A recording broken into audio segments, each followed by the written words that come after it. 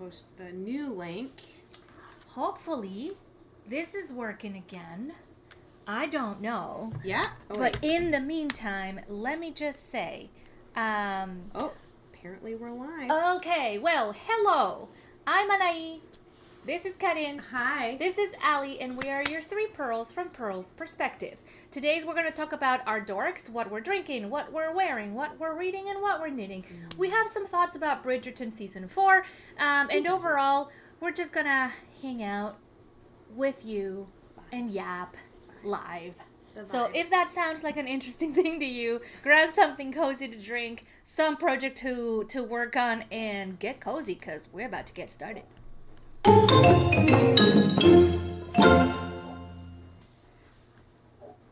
you want to know what? Sometimes the third time is the charm. Is it? I really don't know why, like... I guess it really... everything seems to be working okay, and then all of a sudden we get this pop-up that says, OBS... Disconnected. Why OBS? What is wrong with you, why? OBS? I don't know. Posting on Instagram? I'm posting it on Instagram with the updated link. Oh, there we Alex go. is here! Yay! Bonjour! Thank you for surviving with us. Comment va les classes de français? La classe de français. Oui, la classe. Ou les Comment classes, s'il y en a plus qu'une. Non, parce que prend des classes de français tous les jours. Oui, donc c'est des cours, le cours de français. Comment va le cours de français, Alex? We hope that you are already an expert. Sorry, I just typed something and then it disappeared. This is the theme of today. You do something and then it goes. It just doesn't work. Up in smoke, you know. It's fine. It's fine. Last time we were here, we had our gain on the microphone way up. So now we are at a sensible 3 out of 5. You can't see it, but it's 3 out of 5. So hopefully we won't be like screaming into your ears. Yeah. Unless you want that, you little freak. In which case, call us. We can. It really does get unhinged up in here sometimes, doesn't it? Do you want to know what? Yeah. But that's okay. I remember a year ago when we started doing this, we were like, all right, we have to tone it down. We have to be, like... Respectable adults. We won't share too much. We can't, let's do, maybe 70% of our usual... That didn't work. We have thrown caution out the window. Yeah, 100%. Oh, while screaming down the 401 at 120, we threw caution out the window. And that's okay. Caution, it's been gone for a long time. We don't even know where Caution is. Who's she at this point? Who is she? Who is, yes. And also, who's she? Look at her hair. What the hell? It looks Fashion so show. good. Fashion Well, there's show. not really, it's more a hair show than fashion. Yeah, but if you pull it up to the side, you get that full scale purple. Look at that Becky with the good hair. So all the back is purple. Wow. And then it's 3 types of purple. She? You match your t-shirt. I did. Well, we all matched our t-shirt. that part of the dorks is gonna be pretty darn easy. I'm already picturing me doing the show notes this week, and I'm like, copy paste, copy paste, copy paste. This hair is I just.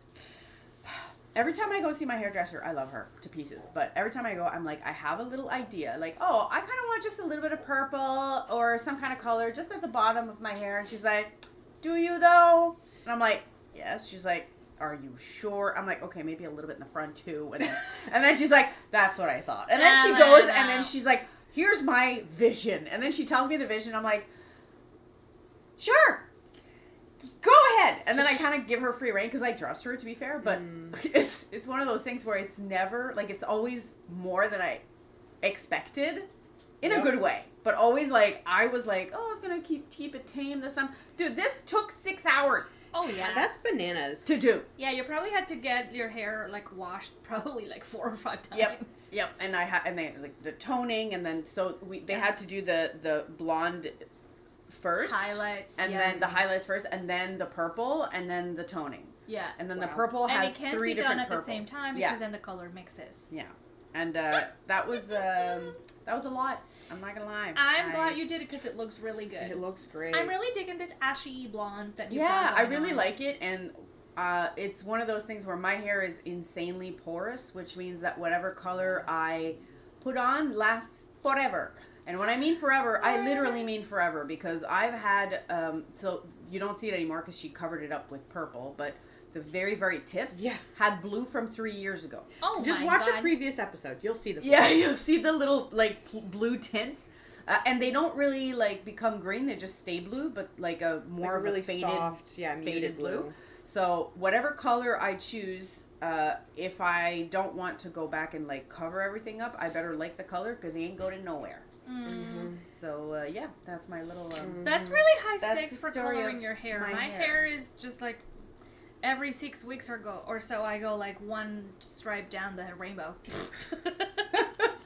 I don't go Just, often. To be fair, I don't go often. I go maybe once every 6 to 8 months. It is one of life's little luxuries to get your hair professionally done. Because it's expensive. 100% you don't have to do it if you have, you know, the delusion or the talent to do it at home, by all means. delusion or But- the talent. I tried once. I personally Nightmare. love going to the salon because I like Brianna, my stylist. It's a me day. It's a me day. We get to chat. She tells me about her kids. Exactly. Her adventures. Exactly. I love talking because Rachel, my hairdresser, is a karaoke enthusiast, and she'll like tell me all these stories, and I just love like yes, for sure the hair is nice, but I also go for like just the chat quality and time. the quality time is super fun, and the studio is adorable. It's tiny. It's on O'Connor Street, so it's not an actual studio per se.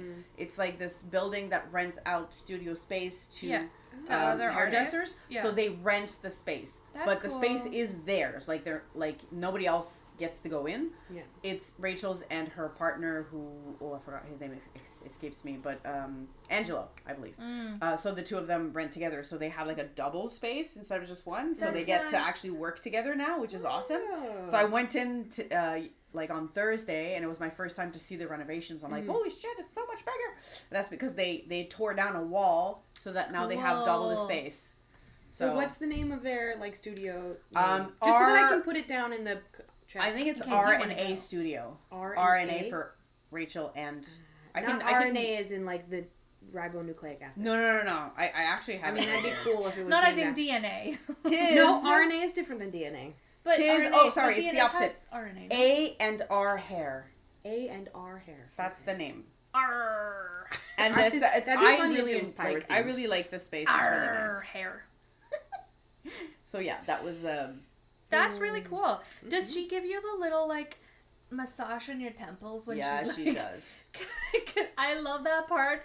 I have to get my hair washed multiple times, right? Yep. But at least twice of the times that she washes it, she puts the conditioner and Yeah. she's just like massaging my temples Well, and like the top of my head, and I'm like, Yeah. that part, yeah, I know it's the best part. In my case, she has to be a little careful I know because you of hate my. it. Yeah. Well, okay. Here's the thing. So I go to the same salon as Anahí. It's called Mint Hair Studio. It's in Hintonburg, and I see a different stylist by the name of Amber.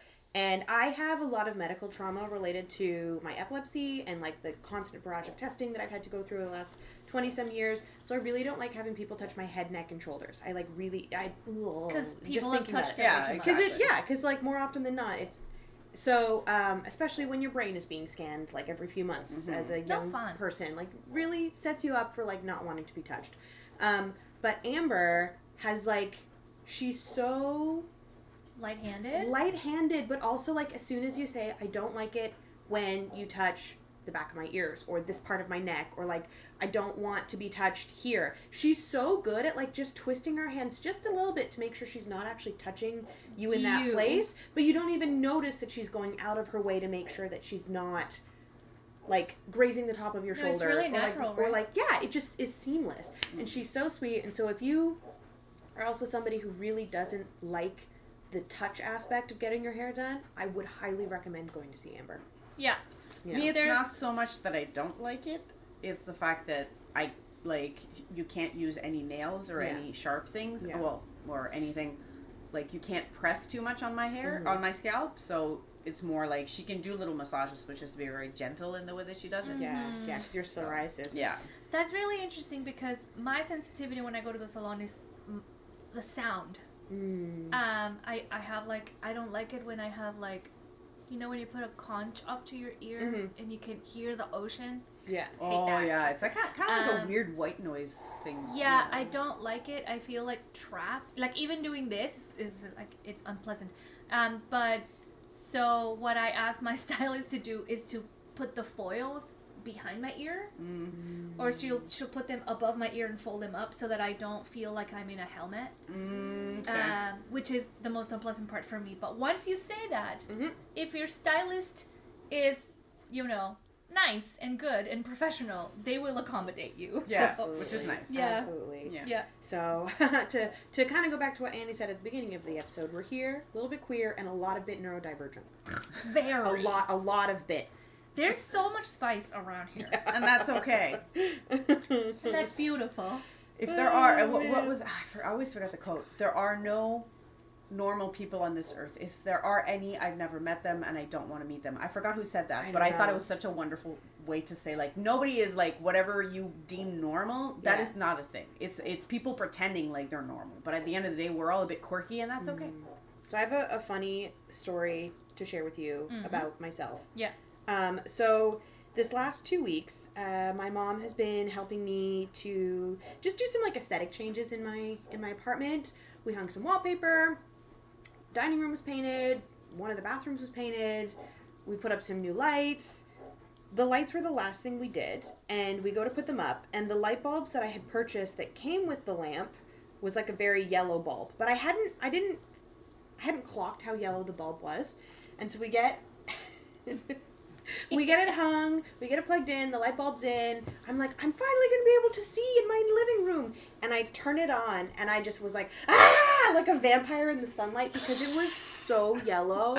It was like, have you ever seen processed sliced American cheese? Yes. Oh my It God. was so yellow, and I was like, turn it off. And my mom's like, what's happening? And I'm like, it's burning my eyes. It's too yellow. And she's like, what? And once we turned it off and I like switched it out for a different bulb that was more white of a light, she was like, what was that reaction? And I was like, Mom, if you didn't know I was neurodivergent, You know now. now you do. And she's like, well, I did. And I was like, that's it. what the reaction was. That's the divergent part of the Yeah. neurodivergent. Yeah. My neurons Yeah. are not cool. She thought it was really funny when I explained it to her, and I was like, excellent, great. But then came the week-long debacle of trying to find the exact correct light bulb color temperature. So hard. So if you don't know anything about light bulbs, there is a color scale that they can come in. Visible light essentially is a spectrum, and there is it's measured in a temperature in degrees Kelvin. Why, I don't know. And the yellower the bulb, the closer it is to like a 2000 degree Kelvin, and the whiter, cooler bulbs can be closer to like 5,000-6,000 Kelvin. So in this week, I have determined that my sweet spot is about 4,000 Kelvin. Maybe more like 3,700. But like you can't really. It's hard to like pick the exact Kelvin. Like bulbs just come in set numbers, right? So I fall between a 3,500 and a 4,000 Kelvin bulb, and I'm like, this is perfect. Well, I had a 3,000 Kelvin bulb in the other day, and after knit night, I was like, Annie, come in, tell me what you think. I think this light bulb is way too yellow. Like, I want it to be whiter. And what did you say? I was like, oh, it's a little bit too white. I wish it was a little warmer light.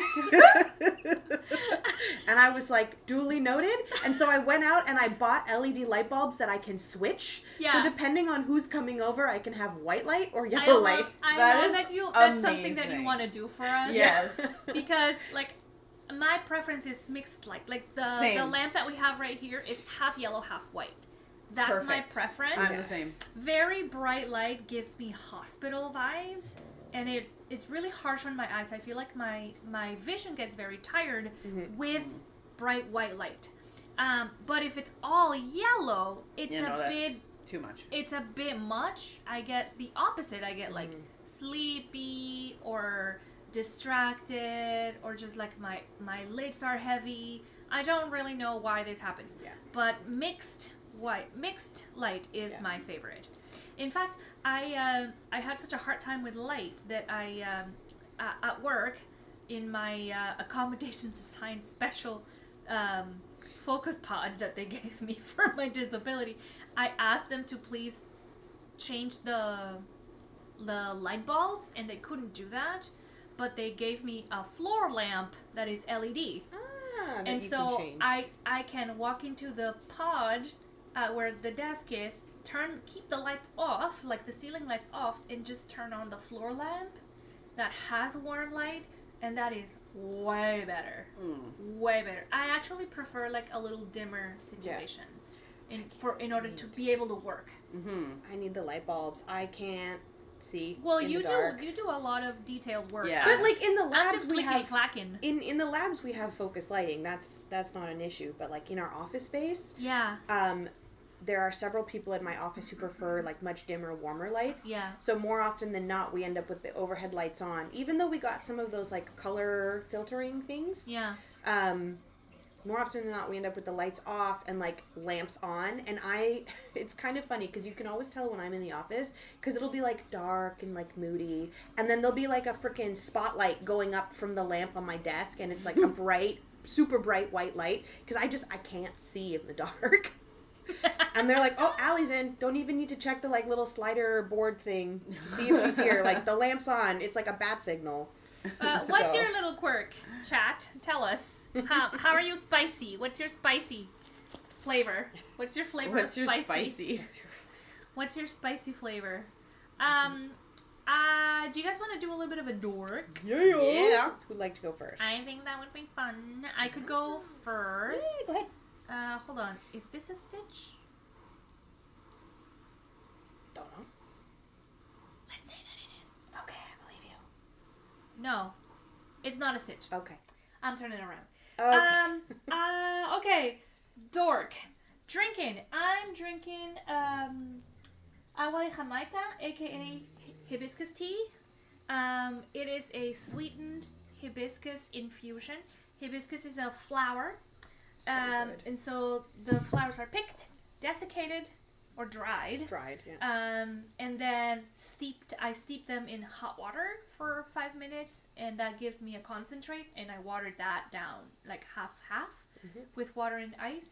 I like to put lime in it, so I have a couple of lime slices floating around in there. It's probably my favorite of the kind of flavory, non-fizzy drinks.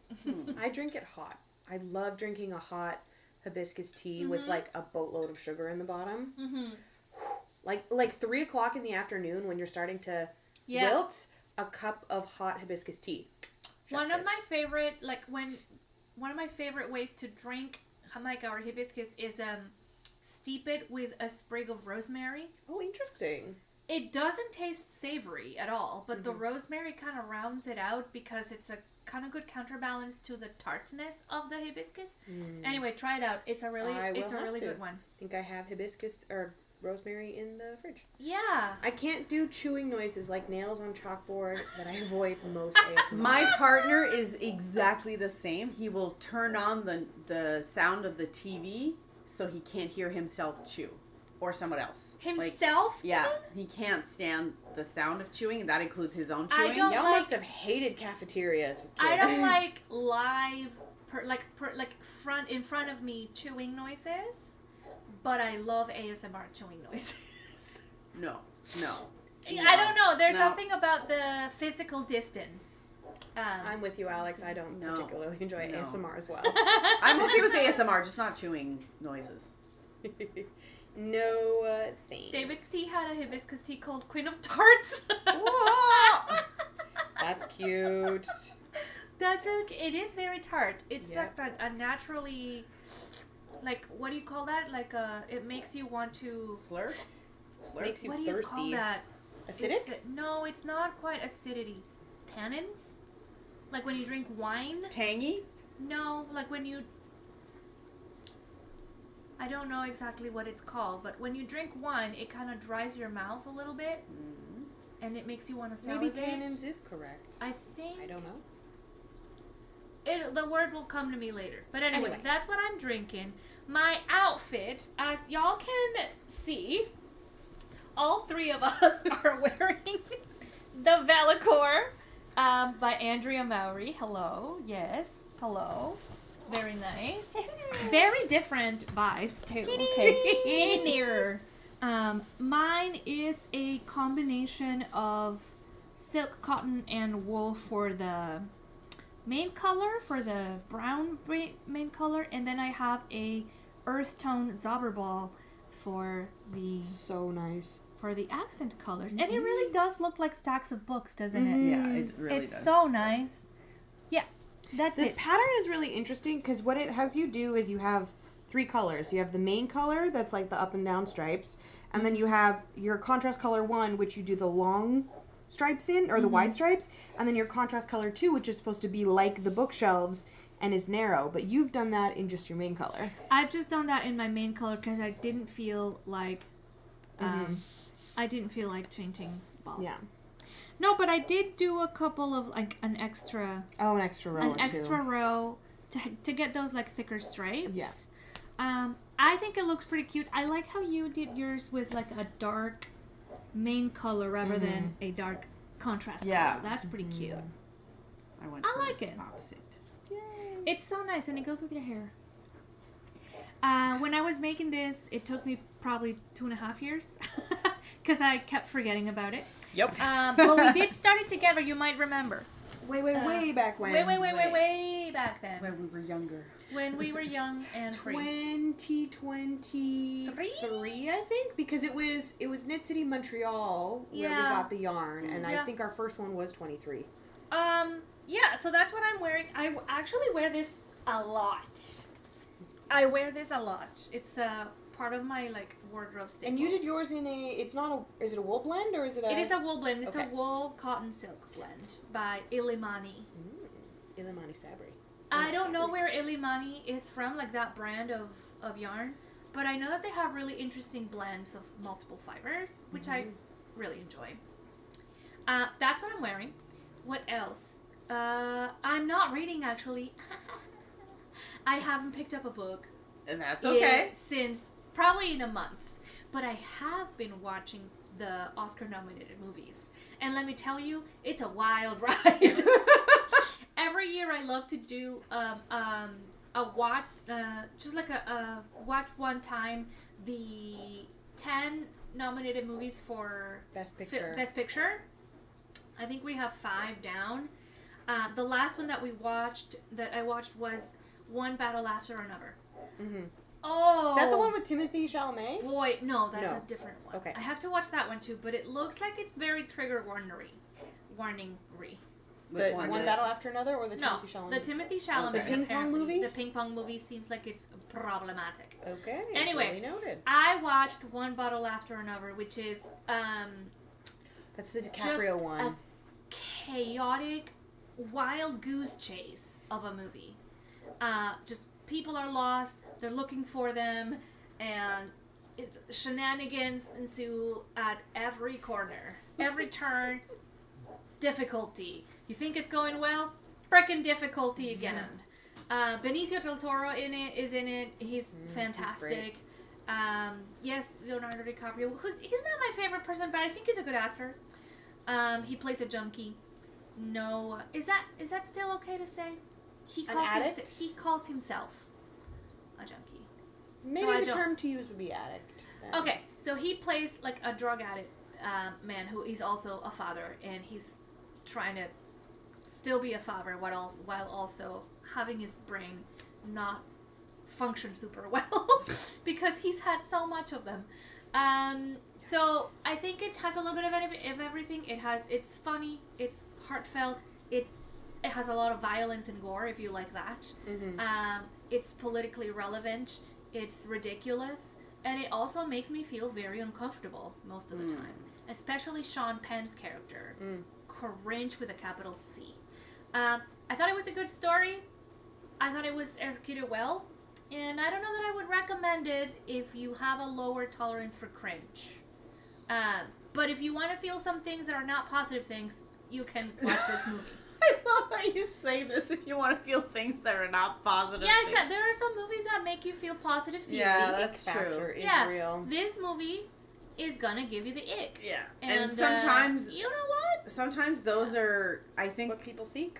no, but sometimes it's not so much that. Sometimes it's a good reminder that the world is not all, I mean, not that we need a reminder at the moment, but usually sometimes it's a reminder that like not everything is always good and beautiful and wonderful, and because movies tend to portray that happy ending a lot and that things are wonderful. But I'm not gonna lie, not so much the cringe part, but I do enjoy movies that kind of like defy that happy ending thing where not so much like people really die, have to but be a good ending. exactly, it can be an ambiguous ending. It can be even or crappy characters. bad crappy ending. characters. Yeah, because it's more realistic. Yeah, when you exactly. think about it. Like the world has a lot of cringe. Let's be real. The other movie that I thought was worth mentioning is Bugonia with Emma Stone and what's his face, this other actor that.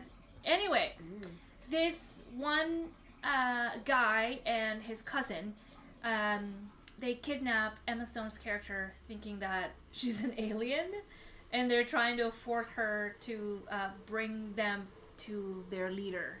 Jesus. And the whole time is like, you're an alien. No, I'm not. You're an alien. No, I'm not. And why yes, you do they are. think she's I an have alien? evidence. She's like, that's a really normal human thing to be. No, I'm just really smart and successful. I'm not an alien. It's like, well, I have proof.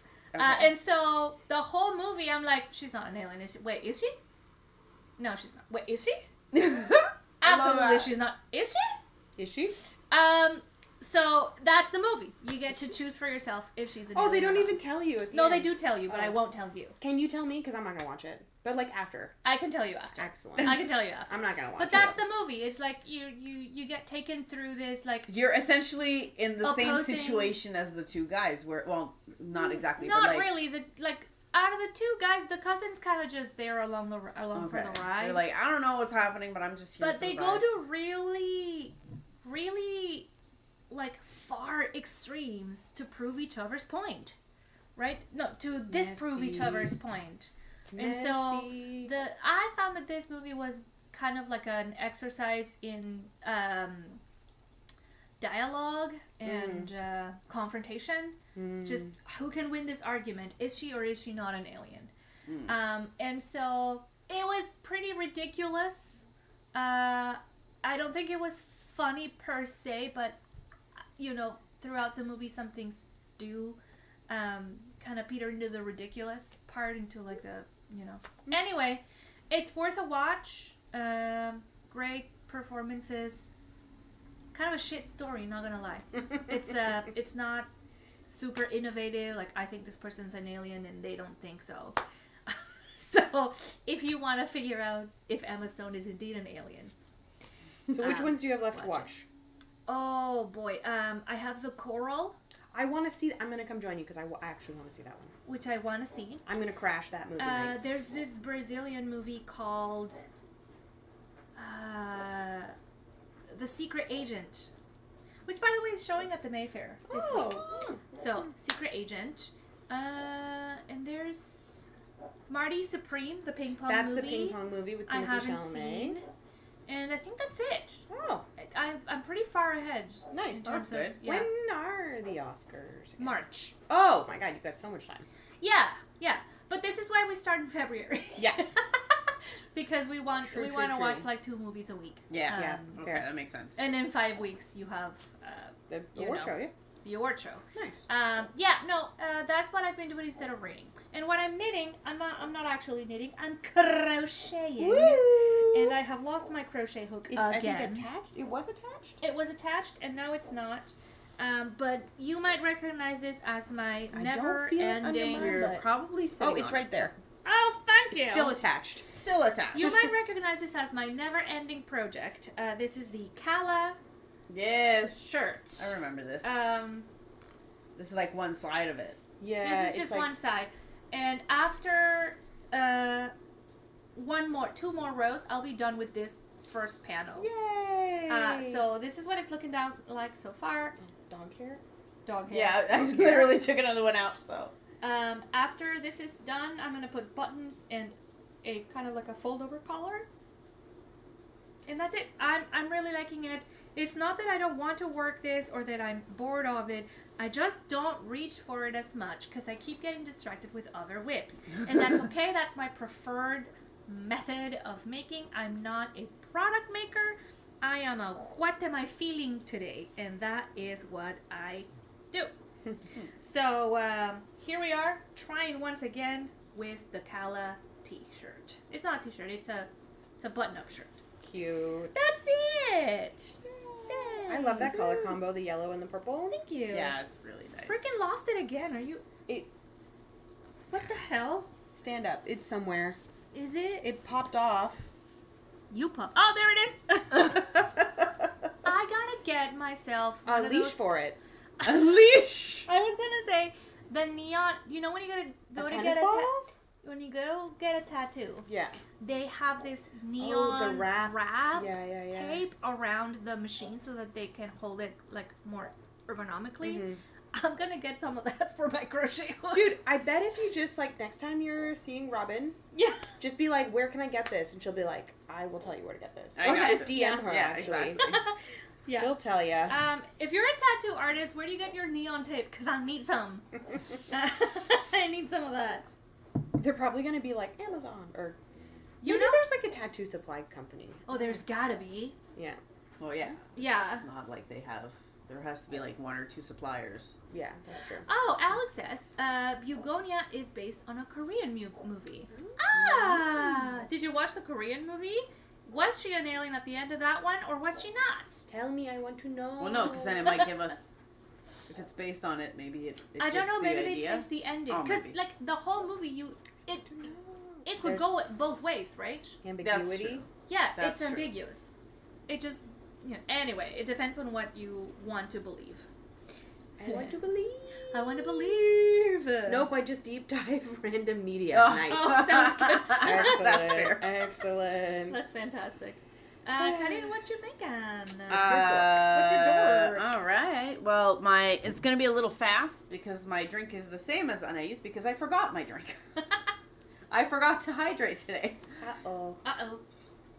So you're drinking the same thing? 'Cause Well, I technically, no. I did drink tea before coming here, which was green tea, gyokuro, and just water.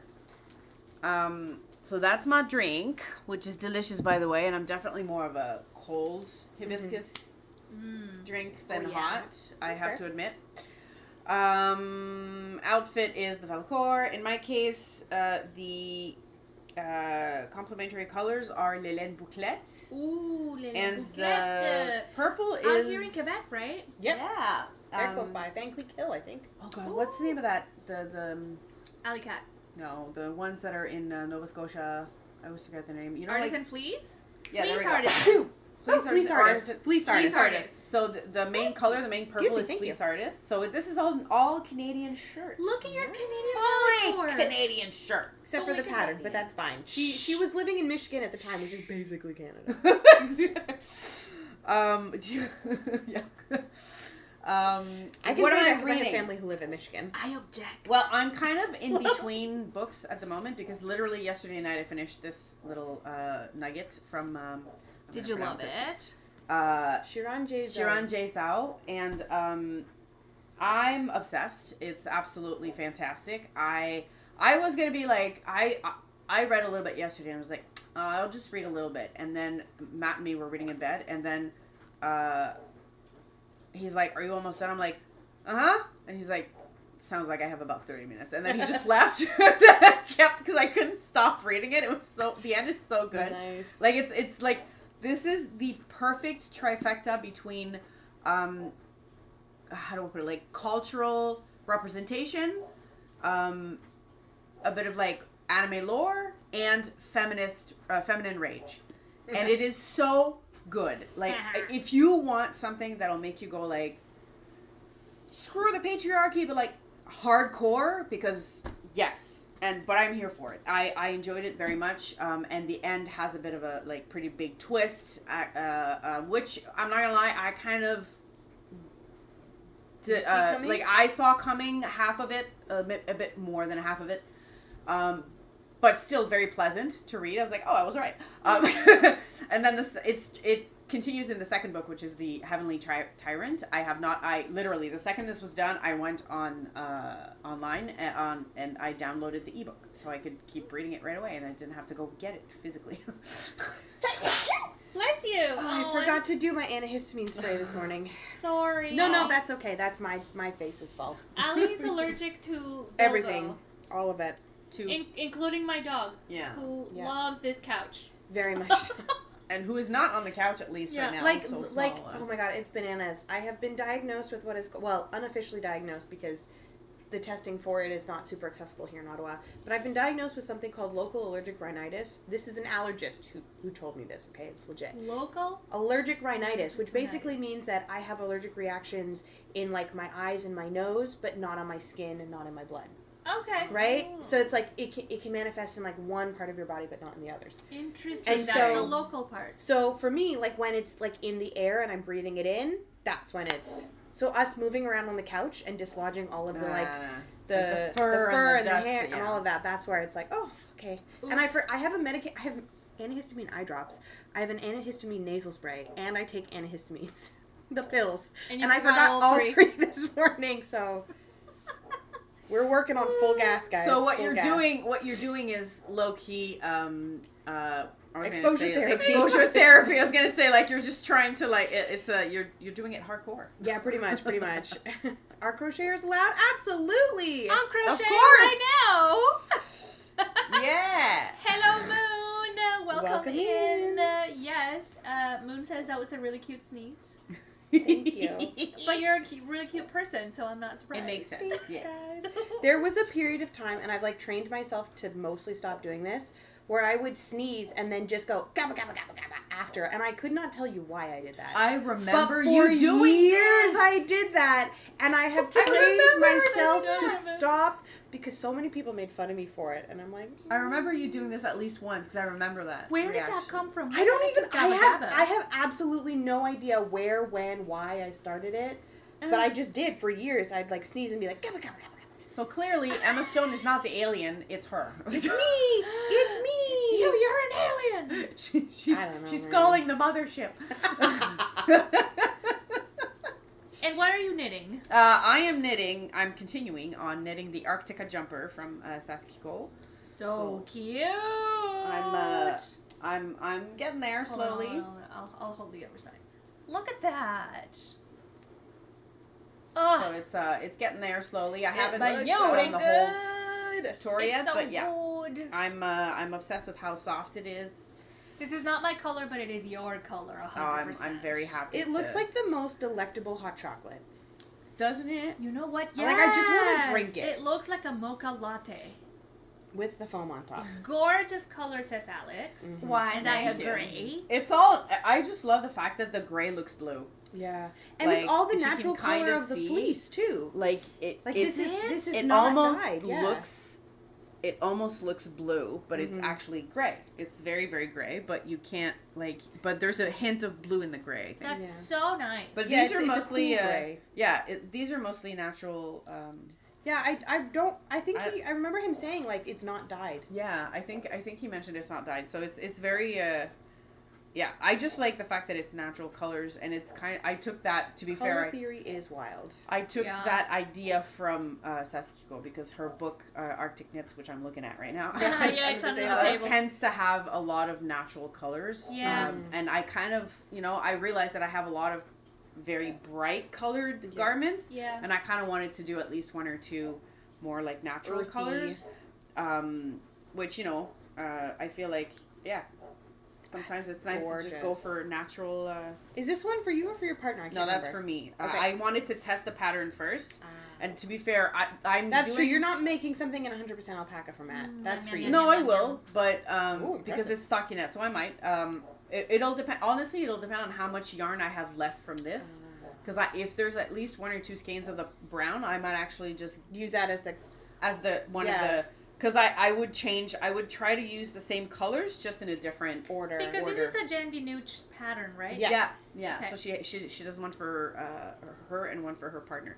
But Moon says your stitch work is amazing. oh, why? Thank you. This is my third time doing color work. Maybe like a yoke. Yeah, I remember you did the caramel sweater. Yeah, I too. feel Caramel like sweater you've was- done more than two or No, three. you're right. I've done the what is it called? Because Because you you did made that one for Matt. Yeah, as you made well. that one for Matt. Oh yeah, so I'm at never mind. I'm at like 4 or 5. You've done a few. And now Yeah. the next one I want to do for Matt is actually from the book I brought last time. Oh, the Viking knits, knits. yeah. It's well, for those who may not have been there, I bought the book because I saw something in there that I thought Matt was going to love. And then I just gave him the book and I said, just pick a pattern out of this. And there's a lot of patterns in this book. 40 to be exact. And he flipped through and zeroed in on the pattern right away. I know my man. And he was like, oh, I want that one. I'm like, you do. And it's essentially a sweater that's also a hoodie. So there's the whole hood that you have to do as well. And he loves hoodies. That's fun, yeah. So the second I saw it, I was like, he's going to want that one. And I was not wrong. So that's what, essentially, my Knit City trip this year is an escapade to find the yarn to make this.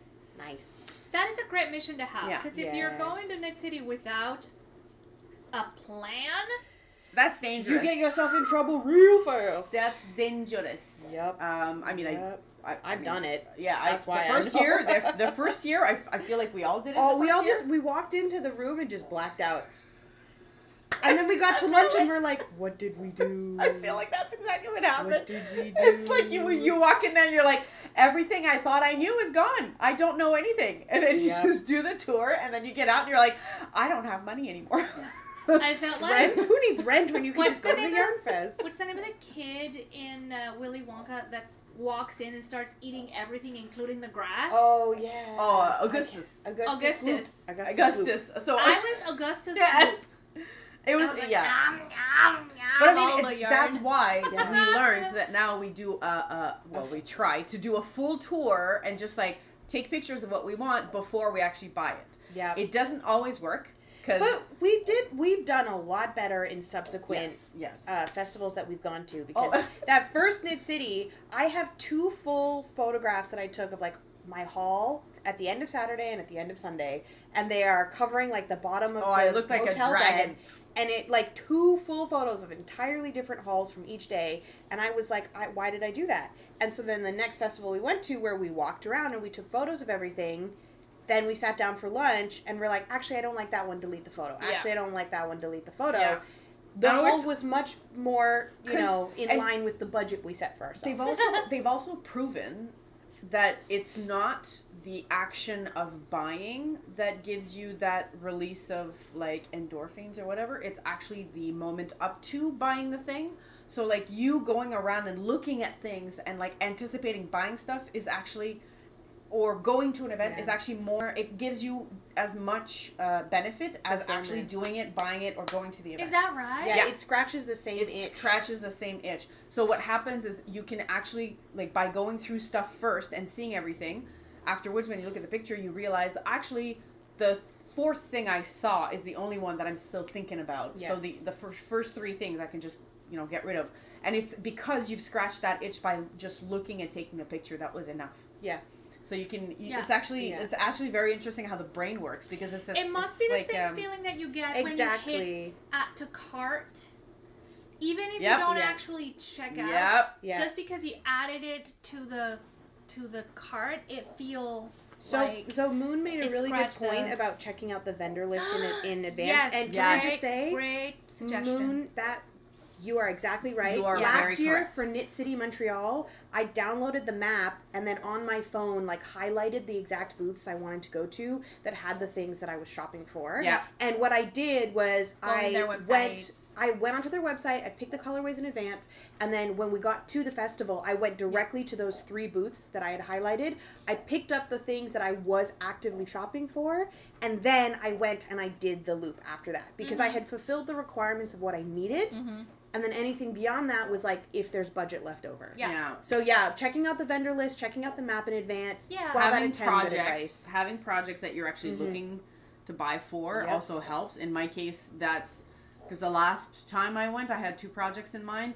You can still buy stuff that's not for projects, but it kind of helps when you have a bit of a guideline to go on. It takes away the overwhelm too, right? Yeah. It takes away the overwhelm because that's what I always find. The volume of people, the volume of options, the volume of noise. It really impairs my ability to think critically because my senses are so overstimulated. Yeah, it's 100%. 100%. Marie-Elise is in the Antarctic. Yeah, she's on a boat. Oh my she's God. on a boat, man. You in it's Argentina? Going fast, man. They were just in Tierra del Fuego. I was following along in her stories. Wow, that's so exciting. In Naheli. Ushuaia. That's Thanks for amazing. joining us live. Seriously. And also That's for really- calling us lovely, because we do look lovely. I mean, look at I these forgot to dinosaurs. wear deodorant today. Oh no. I'm wearing It's probably okay. enough I for would both not of be us. able to go. I would Okay. not be able to tell. So I'm Then so I- stuffed up. I can't smell anything. I lifted my arms and suddenly had a flashback of me like thinking I gotta put on deodorant, and then didn't. Well, this is your house, so if you did want to do that, it's not You like know, it's far, but again, I can see your bathroom. I'm not from here. I'm not sensing anything, so you're fine. But do you want to know what? I will feel better if I put it on. So I'm gonna Okay. go get it, and I'm also gonna go get an FO that I got. Oh yeah, Okay. do Okay, So then I'll be I'm back. going to do a quick run through of my Yeah, door your before door. she Oh, comes. careful, careful. Oh, hey! Your project. Save it. Save the crochet hook. Oh God. That's going to go right on the table next to the mic, so we don't lose it. This is how you know we're doing this live. Completely unscripted. She just took it all the way across the room. Unhinged. Yeah, that's you. That's our version of So unhinged. my dork. What am I drinking? This is half passion fruit iced tea, half a lime sparkling water. Oh my God. Oh, that's Mhm, sparkling mhm. part. Meh. But everything Really- else good. Sounds great. Really delicious.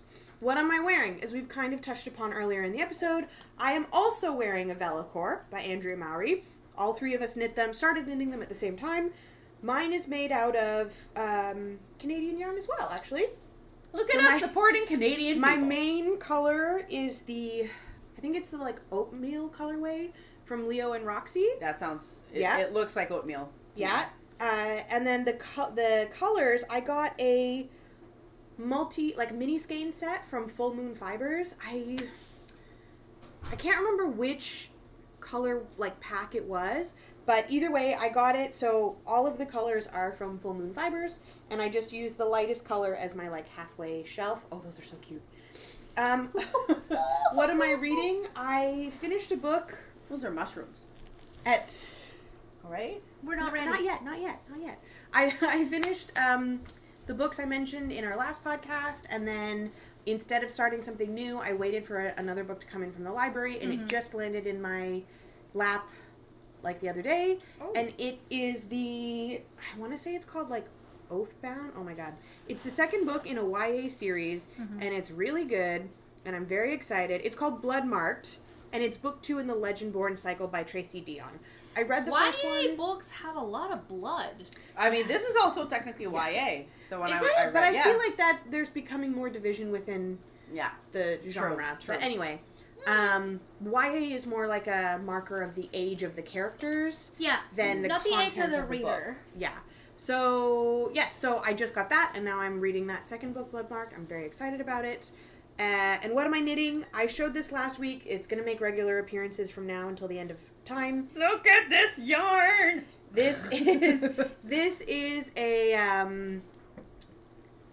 This is the beginning of a cover-up that I am making using a fingering weight multi-stranded tencel yarn, and I am beginning it based off of the Tolsta Tee pattern by Rebecca Clow, but I'm going to turn it into a tunic, so there's going to be a lot of modifications in there. They're all listed on my Ravelry. I talked about them last week, and I talked about them in a video that will be going live next Sunday. What? I know. Now I Tolsta tunic. can't remember if you remember. Let me back that up. My If brain you're is very asking addled me, by the answer is allergies. no. I very Okay. likely don't remember. Well, Yeah, same. last episode, we talked about potentially starting a new series called Project Pearls. Oh, we did do that, yeah. Mm-hmm. Well, I filmed an episode. Oh my god, you're the only one that is actually On point. on point. Okay. So I See, filmed we an need episode. a shepherd to remind us of doing things. We need a chaperone. Yeah. A chapel roan. Anyway, as the chapel roan of this group, I am putting up the first episode in a new series that we are all going to contribute to. Absolutely, we'll do. And it's essentially Project Pearls is where we have a chance to individually go into depth on these larger overarching projects that we're going to be working on, maybe over the course of the next few months, over the course of the year. Carine, you had talked about wanting to knit through a whole book of knitting patterns. Yes. I'm working on a year-long 12 cast-ons challenge hosted by another YouTuber. You had been kind of percolating what you might want to do for yours. Yeah, because I want to do sort of like I want to dedicate time to all my fiber interests. Yes. It was like a different crafting. Different craft every time. Yeah. Jesus, it's like we have to like replay, like we have to hit the replay button. Oh yeah, we said that. Anyway, don't worry. I'll be chaperoning in the background, making sure that this happens. Thank you. Pink Pony Club. Pink Fiber Club, really. On the Pink Fiber Club. Anyway.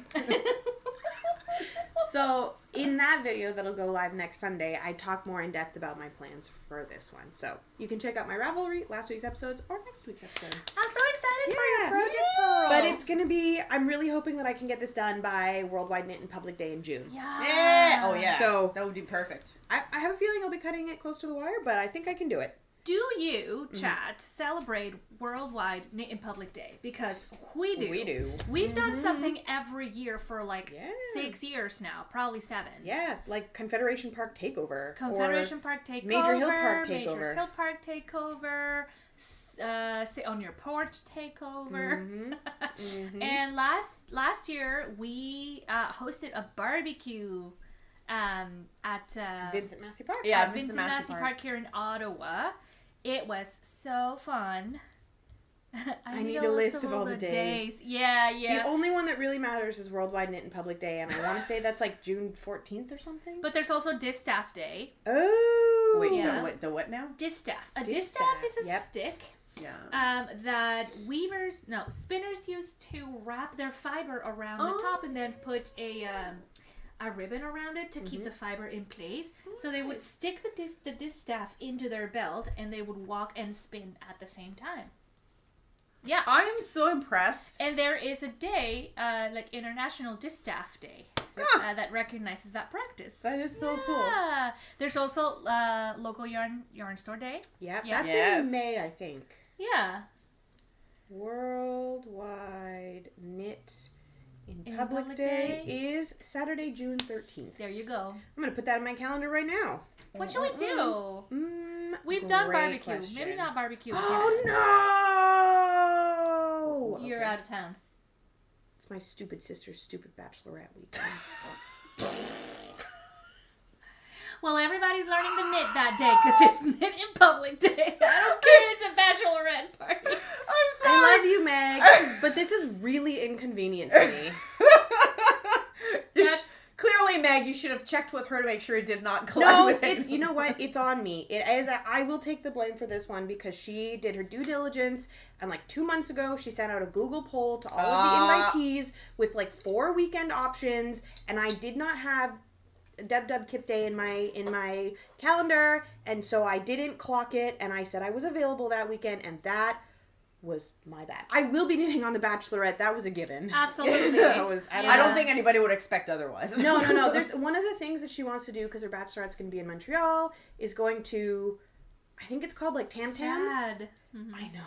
I'm so sad about it now. It's the thing. I think it's called Tam Tams, but essentially you get a picnic, you bring it to the mountain, and you sit on the side of the mountain, and you have a picnic. Yeah. And you like just vibe. And she wants to do that, and I'm like, yeah, of course. Unfortunately, that sounds delightful. Yeah, so I'm going to be doing that. The sadness. Yeah, thank you. The sadness. Thank you for recognizing Jesus my own mistakes and my own. I just love the reaction of stupid sister's stupid bachelorette party. No, I love her mostly. She's mostly okay. She's pretty great. She's good for the healthcare. Guys, is anybody keeping track of how many times I've lost my crochet hook? It's right there. It's right there, so you wouldn't lose it. Yeah. I think it's been like 3 times so far. Yeah. It's all good. Anyway, permanence is a thing. Should we put it on a leash? Yes. That's my dork. Thank you. So what's your finished object? We want to see. Yes! Okay, so this past week, I joined an online class called Fungi Week by Sophie Wheatley. Who is a felting artist and instructor. I'm just going to hold on to this. Thank you. And so it was 2 projects during the week. And I made them both, and they're here for me to show. The first one is a handful of chanterelles. Oh my god, I'm obsessed. And are you freaking kidding me? Look at those. They look like They little look like flowers. real chanterelles. Yeah, actually, you can use the same technique to make like morning glory flowers. But I just like I really love how they came out. They are so cute. I had a lot of fun doing that.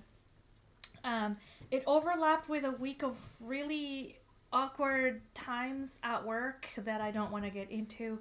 But it was so helpful to just have this on the side of my desk and just tiny stab at it a little bit at a time. And it was really, really fun to make these chanterelles. And I want to make so many more. If you like these, her name is Sophie Wheatley, and she's here on YouTube. I think I paid like $4 or something for a week of workshops with her, and it was really, really great. She has a subscription that I'm considering where she teaches a different mushroom every month, I think. So it's so cute. And so we did that, which is like 3D felting. So cute. But we also did felt painting. Ooh. And here is my finished felt painting. That's so cute. These are penny bun mushrooms. And we learned about light and about like combining, mixing your own fibers into different tones and colors. And just, having a grand old time. I love this project. It's gorgeous. It is so cute. Vote for the funky fungi garland. Yes! 100% we need a funky garland. 100%. No, I'm having a really great time with, this is the back of it, by the way. So neat. It's very flat. Very flat. I'm having a great time with the felting. It's like really flat, see? Whereas my other dragon was more like puffy. I made the dragon thick. Yep. But this was very enjoyable. It was way quicker than I thought it would be. It takes almost no wool at all because you're using just very, very small amounts to build your little picture. And now I want to paint everything in wool. So if you want to see a little bit more, project pearls are coming up. And I think I want to continue experimenting with my little felting projects because I'm having a really good time. Really good time. Nice. This is my FO. So this is probably why I also haven't knitted as much. That's okay. And that's okay. That's okay. That's alright. Sometimes I do, sometimes I don't. Mm-hmm. This past week, I did basically that's why that's there, so it's visible. Past week, I did basically no knitting. I think I picked up a sock for like 10 minutes at lunch one day, but other than that, I've just been doing embroidery. Oh yeah, because you're in this embroidery Crafts challenge, right? Not so much a challenge, but like a make-along, yeah. Oh yeah, a make-along. So there is this embroidery pattern designer by the name of Vika, and she's based in the UK. She's Ukrainian, based in the UK. I think in like the north, in like Yorkshire or something. I'm not sure. And she hosts a free year-long stitch-along where you get the pattern and it is subdivided into 52 sections. So it's a landscape, but it's broken down into 52 sections. Oh, that's cool. And so each week she sends you the color and the section to stitch in. So you get the color guide in advance. Like when you download the kit, like the PDF kit, it tells you the DMC codes. Yeah, you get the DMC codes, and then you get the pattern itself in multiple sizes, so you can decide how big or small you want. I think I'm using a 7-inch. I think I'm using the 7-inch pattern. So that's large. I'm going big. We'll see how quickly I fall behind. I did almost immediately. This past week, I did the last 3 clues because What stitch are you learning? It's just satin stitch. Satin stitch. I mean, you say just satin stitch, but satin stitch is actually quite tricky to master. Yes, it is. And I have found, even from like the first section to, I think the 6th is what we're up to now, I have already seen progress a little bit. I made the decision stupidly, to do it in a single strand of the DMC embroidery floss. Oh, that's ambitious. Where she does hers in the pearl cotton. So she does hers in a much wider thread. It looks so clean. She's also a professional. Right. So I am, giving myself a lot of. Oh, Moon is in the UK. Hey. You might know this artist. Yeah, she's pretty great in my opinion. Yeah. What's her name again? Vika. Vika. Vika. So her Instagram handle is Vika's Space. Nice. Yeah. I like this idea of a weekly year-long make-along, where it's only a little bit at a time. Yeah. I took a photo, and of course I took the photo in Instagram. So I didn't save. I'll have to take another one when I get home. Although I'll have to admit, I'm like, year-long commitment is not something I can But this is how really far I nice am so projects. far. Oh, it's a little Oh mountainscape. no, it's gone. Gotta go back. It's okay, gone again. you know what? It's in my Instagram stories. It's in my Instagram stories. Go to Ali_sing. No. No. Alyssa. Nope. No. Ali_Ann. Yes. Third time's the charm. I know you. You do! We're friends. It's not like it's been 6 years or anything. It's not like we've shared hotel rooms. It's not like I've seen your butt. Nothing like that. I've seen your butt. I think we've all seen each other's Yeah, butts. pretty at much. this I've seen point. your butt, too. At this point. So, Friendship! Honestly, Friendship is, So at the beginning when we said we've thrown caution out the window, this is what we mean. Unhinged. we've thrown caution out the window and we've thrown ass back. Yep. We always be throwing ass. You know it. Yep. That's right. Well, that was... Bilbo was like, oh, get over it already, guys. I just want to point out that we actually finished our dorks before the 1 hour mark, which Is that right? very impressive. Never We happens. be yappers, man. Good for us. Never happens. We be yappers. We do be yapping. That's okay. though. 3 Vellichors walk into a bar and yap. That will be the title of this episode when I go to do the show notes later. Yep. Yeah. I watched all 4 episodes of season 4 of Bridgerton last night. All so in good. one. Good for you. In one sitting.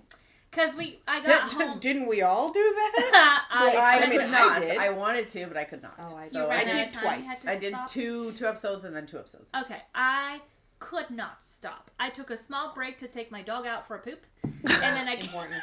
Very important. Like the dog was like, I need to take a. He's and then looking you're up, like, he's I guess he's I'll like, go. did we talk about pooping? He just lifted out of his head yeah, out I'm of the dog talking bed. about you. Aw, baby. And then I just pressed on. Oh my God, was it funny? I thought it was comical. I thought it was sweet. It was really cute, and that, like, without giving spoilers away, I kind of understand why. I think it was Shonda Rhimes who said, like, this is the season that made her cry. Is I it? think I know why. Have you read the book? Yes. Okay, you've not. Have you read the book? No, but you told me. And Oh, okay. That's it's true. it's not a secret, so we know something really sad is gonna happen. Yeah. Yeah. But it makes it so much more impactful to see the love scenes between these 2 characters. Yeah. Because it's just they're getting to Because in the they're getting books, to like the peak of their relationship. because in the books you don't really know much about that one character. You don't really get Yeah, to well. like. So I feel like the TV show's giving them a voice, which is nice, Yeah. and a personality, which is like something we didn't really get from the books. Yeah. So that I really do appreciate. And it Moon says, and it gets steamy too. Yeah, I love a I steamy mean, show. Only gonna Why get not? steamier. It is getting McSteamy up in there. Mm-mm. It is so cute though. I love that they gave Violet Bridgerton. Oh my God, that's A my favorite moment. part of the whole show so far. I Because- just love her story. Like, love Mother her. is in the house. Have you seen? I mean, come on. Like, she is gorgeous. It's nice too because it's a departure from the books. Because in the books, she stays Yeah. single for the rest of her life. Like, Yes. that's a thing. Which Which- probably would have been more... An entirely valid choice. But it's no, but really, it would have it's been more really- common, I guess, back then. Maybe? Not necessarily. No? Not Okay. necessarily. You would have, like, back in those times, you would have remarried if you needed the financial Oh, stability I or guess that's security. true. Her, with her family being positioned as it was, would not have needed to remarry for security reasons, so would Yeah. not have been required to remarry. If she'd wanted to, they would have She been could like, have. go ahead. But also having the younger daughters that needed raising probably would have waited. Anyway, whatever. let's not get into historical semantics. I could go all day.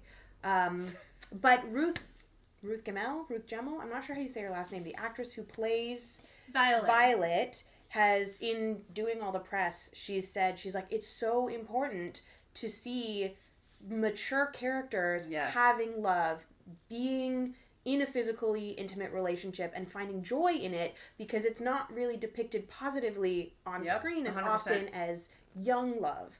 And so that was there's a video that goes around, and it's I forgot her name, but the actress who plays the queen, who mentions exactly that, like, this is about telling you that life doesn't end in your 30s or 40s, that there's still life in your 40s, 50s, 60s, so that you don't think, oh, it's too late for me. And it's a really positive depiction of what happens if you just give yourself a chance. Golden and like Mrs. Wilson said in the show, life is meant to be lived. Mm-hmm.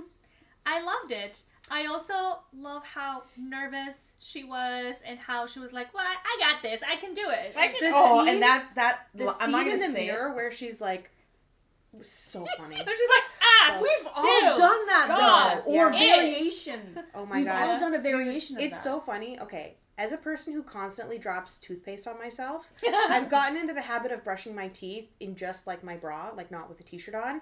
And so like it'll be like 6:30 in the morning and I'm like half asleep, but I'm like, oh yeah. Oh, she's still got it. Ooh, okay. It's like, she popping. Do it though. Like, look at yourself naked in the mirror. Yeah. It's actually kind of nice to be like, oh, I do it all the time. Okay. Okay, so yeah, for me though, it's at any age, do it. If for me, it's that like that line that she says yeah.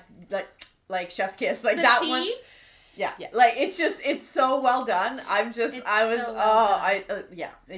have you seen Bridgerton? Can I say the line? I hope so. I'm gonna say the line, so mute it if you don't want to hear. Or pause and go watch all 4 episodes. Yeah. Or pause and come back. So spoilers ahead. My favorite line of Violet is of the whole show. Is when the guy walks in and he's like, Mrs. Wilson said we were having tea, and she's like, I'm the tea that you're having. That's like the best line in the whole freaking show. Oh man, it's so funny. It was so funny. This is the departure from the book. So if you've read the books, this is not in the books. No. This is a new character that they've added. I thought it was really sweet how, like, that's her version of like sexy talk, right? Yeah. Because she needed the use of the euphemism. Good. Yeah. Like, I was like, holy Jesus Christ, if I look half that good at that age, I will be so proud of myself. Well, you are, approaching the age that she is. How old is Violet? So, Bridgerton? according to the books, Violet and Edmund married when I think she was 18 and he was 19, and they had Anthony the next year. So if Anthony is, say, like 30 by season 4, she'd be, 48, almost 50? Wow. Yeah. Okay. So yeah, hopefully I look that good then. 50? Mm-hmm. She does not. She's so young. I expected, like, with 8 grown children. I mean, essentially, like, she was pretty much pregnant all the time. You know what I mean? Like, it wasn't one of those. Like, my grandmother's one of those people. There's an 18-year age gap between the oldest and the youngest child. Yeah, so it's not continuous. Because, like, my grandmother had 7 children, and, like, they're pretty much all my sister's together. Creeping my Instagram. Hi, Meg. We're talking about her bachelorette party. Yeah, that's right, we are. So, I quite enjoyed Bridgerton. I thought it was a really, like you said earlier today, a nice transition from going from heated rivalry to Bridgerton season 4. From the cottage to my cottage. From the cottage to my cottage. It was wonderful. It was really nice. We really need that right now. I feel like I had forgotten I needed those. That every season is themed. The actress who plays Violet is 58. Ruth, get after it. She has got after Ruth it. Ruth is so gorgeous. She can get it. What was I saying? I had forgotten that every season of Bridgerton has a theme.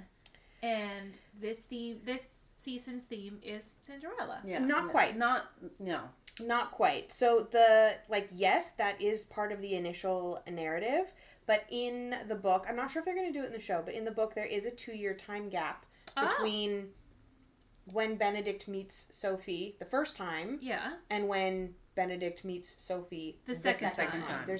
So it's a bit of like the introduction of the character is Cinderella-esque, but with the unraveling of the tale, it takes a while. It takes a while, and it like veers slightly away, or maybe it is 5 years. I can't remember, but there is a time jump in the book, so it moves slightly away, like it uses it as an initial construct, but not the whole overarching story. I mean, like the story with a lot of the other characters also takes a lot more time, right? Yeah. Even the story with Francesca is very different in terms of like time wise. Yeah, which is why they introduced it earlier. in the show. Yeah.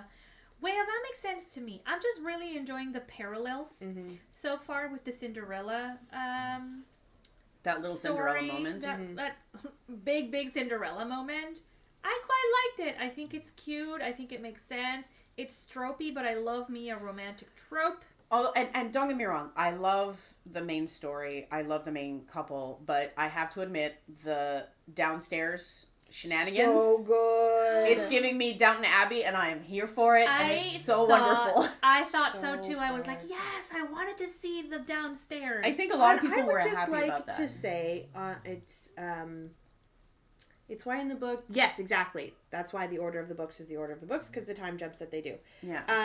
I would just like to say, and I would like to really give props to Bridgerton and to the people doing the casting for Bridgerton, because they have so seamlessly integrated so many different kinds of people into the show. And I'm not just talking about like how the cast is so diverse racially, ethnically, but in the fact that over the last few seasons they have included people with disabilities. Yes. And it's been completely unremarked on in that these are people who are members of society. Just people. They're just people. And it's been so nice to see that be brought in, not just in like side characters or background characters, but now with Hazel, for example, in the downstairs world, having limb difference. And just like, she's just going about the world doing her job. To be fair, and I think it's just great. So kudos Bridgerton casting. Whenever people, or I should say uneducated people, tend to be like, diversity, meh. My counter to that is always like, if you look at people who are from let's say minority groups, and not just ethically but in any, it's not about it's not about look at me, it's about, hey, I'm also a member of society, and it's about like being part of a story without being remarked on, without being looked at as a specimen or something special because they don't fit in. You know what I mean? Yeah. It's in about many ways. Look at me, Lasse. Yeah. Exactly. It's kind of like just knowing that they're part of society. That this is part, like the society we live in. They're already in it. Why we are all in it? Why is it that we can't see that represented on screen? And I think that's why there's some, like, that's what I don't understand when it comes to like people who are like all angry about like, oh, there's wokeness and like there's but like the people, like if you surround yourself with only one group, like I feel sorry for you, but like honestly, but also like I just like, this is not reality. The world is so much more, you know, there are so many more people and so many more stories, and that's what makes stories vibrant and interesting. Exactly. It's like the conversion of different realities and experiences makes for interesting stories, in my opinion. Yeah. In fact, yesterday we had one of our movie afternoons for crafters here in Ottawa at the Mayfair Theatre, and we were welcoming people in, and you know, standing at the front of the theater, just letting people in. And while we were doing that, we were chatting with one of the workers there from the Mayfair, and we were talking about this idea of dismissing wokeness in media. Yeah, that was a good conversation. That was a good conversation, and he was saying, Josh, great guy, he's a projectionist. He's a projectionist. He was saying there was a time not too long ago when the word woke was a positive term. It was, you know, it was well received to be woke because you were pushing the boundaries. It was a badge of honor. It was a badge of honor. It was like, oh, that's something being done right. And we were talking about how Star Trek has always that's a great example, strived for inclusion of diversity and different ethnicities and abilities and all of the the whole spectrum of diversity that they could in the show, and how much they had to fight for it. And it is only now that people are saying that the new Star Trek is too woke. Yeah. How is it? I'm sorry. I don't get that. And Josh was saying, like, where have you been for the past 25 years? More like, than. Star Trek's always been, quote, woke. I don't like, the only thing I can think of is people who have been, like, have had their eyes closed and don't know anything about Star Trek. Exactly. And Moon says, I don't want my whole identity to be my disability. And that is so right. Like, agreed. You just want to be a person. Is it too much to ask to just be a person? Just the fact that, for example, I have to ask for accommodations at work for my cognitive disability. Yep. And it is embarrassing at most times because people don't understand that I need these accommodations. So they see me in my pod, which is like dark and has a door, because that's what I need to be able to concentrate. Yeah. And more than one person has said, like, ooh, you got an office, you're so fancy. And I'm like, I'm not fancy, I'm just disabled. Yeah. Shut up. I Let guess me work. most people come out of this because they're jealous, right? It's for them, it's like, I want a door. Why can't I? Well, yeah, but why don't you ask for one? Well, I mean, there could But be there's something... wanting one and then there's needing one. No, for sure. But the point is, it's not coming out of... Yes, yeah. You know what I mean? Yeah. Their thought is, well, she has one, why can't I have one? It's not about, that's all they're thinking that's about. True, that's yeah, true. And I think it's important for us to... I don't like the term normalize because there is no such thing as normal, just like you were saying, Carine. But I think if we just get used to seeing representation of all different types of abilities and identities and presentations, like individual presentations in the media, it'll make it easier for us to accept that in real life, because it is real life. But like I said, the people who are on the other side of that, who are like, this is too woke, for a lot of them, the only representation they've ever seen is theirs. So there is no problem, because they've always seen themselves. So it's understanding, it's for them to understand, hey, the spotlight has been on you forever. And essentially now other people are like, what about me? And it's not about a spotlight per se, but more about, hey, what about if we actually shared some of that spotlight and like gave other people a chance to just be seen? And then that person or that group is like, well, no, this is my, like, so it's all about,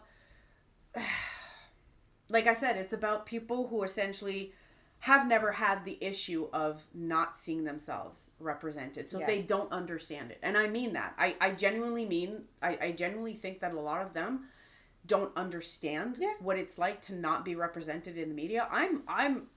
The only reason I can kind of understand is not only because I know people who have been in this situation, but also because, well, as a woman, French, Canadian, and Canada, there is a little bit of that I can kind of relate about, where I've seen it on the French side, I guess. Because a lot of the media that you were growing up with was not people like you. Yeah, a lot of the Canadian content that was being created. But it's not as bad as it could be, right? So it's a very sad... That's exactly right, Moon. Yep. So I thought it was a really cool inclusion of Hazel in Bridgerton. Yes. Because she's just hilarious. She's hilarious. They gave her a personality outside of her disability. And it's never remarked on. No, and I just want to say I've noticed a bit of what's his name, John the Footman John. I've seen a little bit of a between the two, and I'm like, I know. I don't know if it's happening, but I like the internet is shipping John the Footman and Hazel so hard. I'm here for it.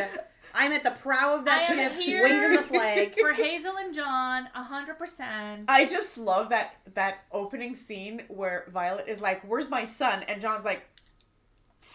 Like Tyler's, I'm like, oh, you win, man. And then he's like, damn it, I'm gonna have to say it. Yep. Seriously. That's what I mean. Like, I really love the downstairs shenanigans, because let's be real, the people who knew the most, well, even today, but like the people back then in this day and age or in era, I guess, Regency England, they knew everything. So like, you know what I mean? Like they had the tea, the real, literally and figuratively. Alex says a lot of the progress and benefits have come from disabled and disenfranchised people having to advocate for themselves. inclusivity Exactly. and Yeah. accessibility benefits everybody. But that's the thing. That's why it's so Everybody. frustrating to hear like the same damn group always, but like you've benefited Yeah. from anyway. I had call this- those people memes. I had this. I don't like it. Me. Yeah. Okay. So I'm gonna tell you something. Okay.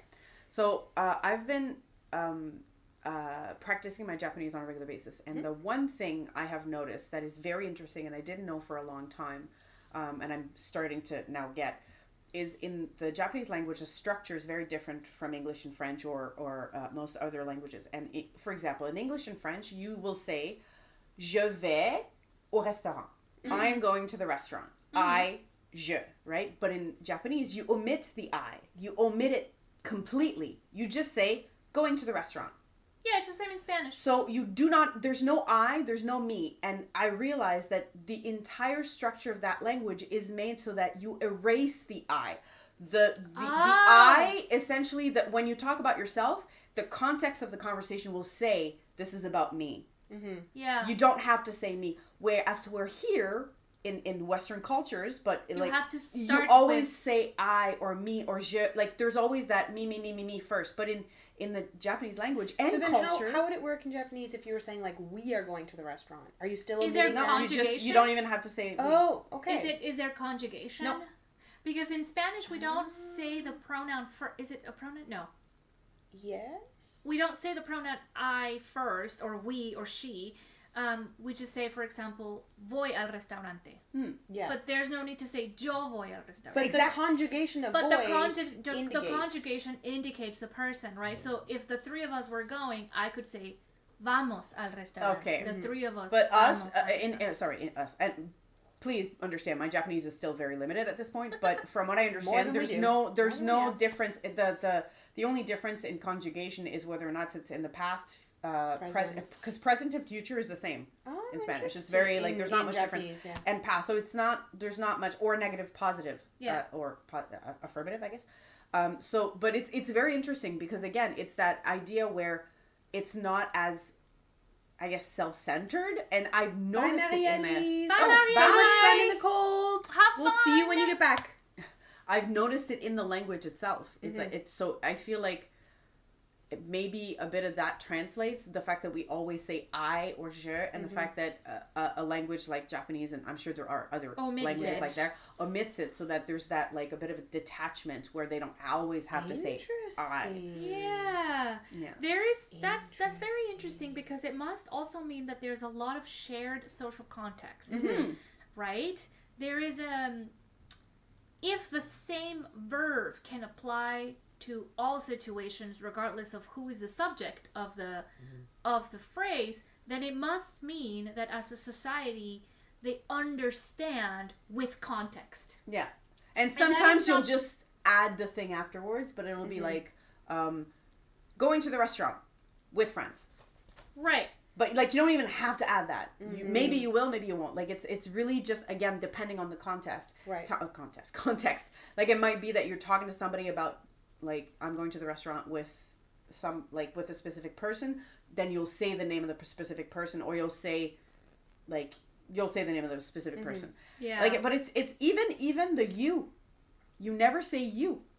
You actually say the name of the person instead. So if I were to talk to you, I would, instead of saying, do you go to the restaurant or do you want to go to the restaurant? I would say, Ali, would Ali like to go to the restaurant? It would be the equivalent of like, would Ali like to go so to the it's like all restaurant? third person. It's always like, it's because it's a sign of respect. Interesting. So there are ways to say you, but usually they won't say you. They'll say the name of the person. Interesting.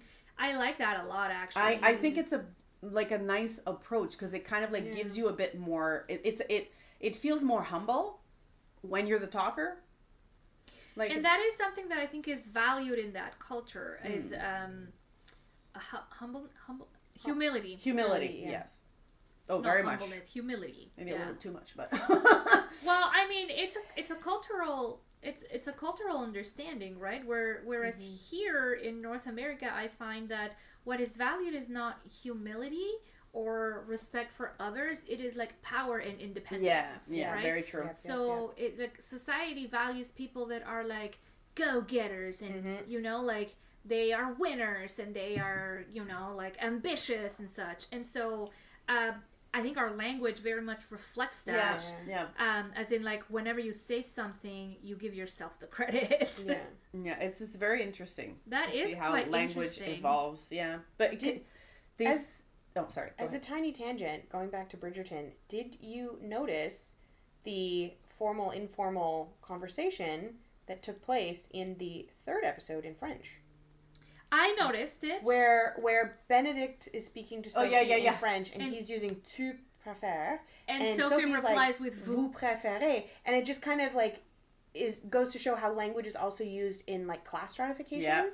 Of like he can get around with using informal language, especially because to he's her, a nobleman. Yeah, but she always has to maintain that level of formal language because she is, as it's hammered home in the show, just a servant, just a maid. That's her place. That was a really cool, interesting little linguistic thing. I thought it was fun. That face when she's in the cemetery. Don't give that face. She looks so good. The face card is never. I'm like declines. obsessed with that face. I'm like, it's Xiran gorgeous. Yeah. Like, Dang. she's Where so have beautiful. we seen this actress before? Because she looks really She familiar. wasn't she in? Was she in Skins? Maybe. No. Hold on, I'll look it up. Okay, thank you. No, it's not. Her Posey was in Star Wars. Posey was in Star Wars? What? Yeah, I think if I remember correctly, her and actually what's her name? The sister of Edwina. Edwina was also in an episode of Star Wars. I do remember her. Yeah. So the girl who plays Posey is in the same shot as her. They're right next to each other. Oh, okay. I didn't notice. So I love her that. television credits include Reef Break, which I'm guessing is an Australian one, Mm-hmm. Tropo, Halo, Bad Behavior, Dune Prophecy, The Survivors, and Bridgerton. She's in Dune Prophecy? Huh. Yeah. Cool. Recurring role, 4 episodes. And apparently in the Survivors as well. Wait, no, that's not the game show Survivors. No, Australian drama miniseries. Okay. Based on Jane Harper's 2020 novel of the same name. I was confusing Survivor with The Traitors. Yeah. Oh, I watched... Absolutely not the same. I'm going to be honest with you. I watched every possible rendition of The Traitors. Whatever country it comes from. I have this weird-ass obsession for... I've never seen it. I don't know why. They're on Crave, and I just like, oh, there's the Canada one. Oh, Australia. Oh, New Zealand. Oh, why not? UK. Like, Netherlands. Let's do this. So I Put it just... on a sandwich. I'll eat it up. I don't know what it is about the Traitors that just makes me go like... It's just wolf. Because right? it's wolf. It's essentially, if you know the game the wolf or wolf pack or It's les the loups-garous, it's the same game. So essentially, and pretty much, I think so far of all the seasons of all the shows I've seen, only two. Same. I can't bring myself to watch it either. I haven't seen it. I've seen clips of it, and I'm like, I feel like that's it. That's all I need to know. It's there. I have this weird fascination for when they get it wrong. I don't know. It's a weird I enjoy it, but at the same, like I'm like, because half the time I get so mad for the people who are like kicked out because I'm like, but they didn't do anything. So I love to see the reaction when they find out, oh, we were wrong the whole time. I'm like, that's right, little losers. Like it's my one vice, okay, guys. But that is so cute, actually. Ain't nothing wrong with it. One season of Traitors Canada actually did the good ones won. So the Traitors lost, and I was losing my shit, like screaming at the TV, like, yes! Because it never happens. Like, the Traitors, pretty much the reason why this is so successful is, or why so many people who participate in those shows want to be traitors is because the traitors pretty much always win. There's always Statistically speaking, the likelihood of winning as a traitor is much higher than Really? So, like, the fact that a Canadian group... And it was so, like, I trust you. And it was the most Canadian fucking thing I've ever... Sorry. The most Canadian thing I've seen was, like, I trust you. We can say fuck up to 3 times. I trust you. And it was, I feel like we've surpassed that. Oops. And I think it's two people who won it. And I was, like, so happy for them. I was, like, losing my... losing my shit. You know which competition show I really miss?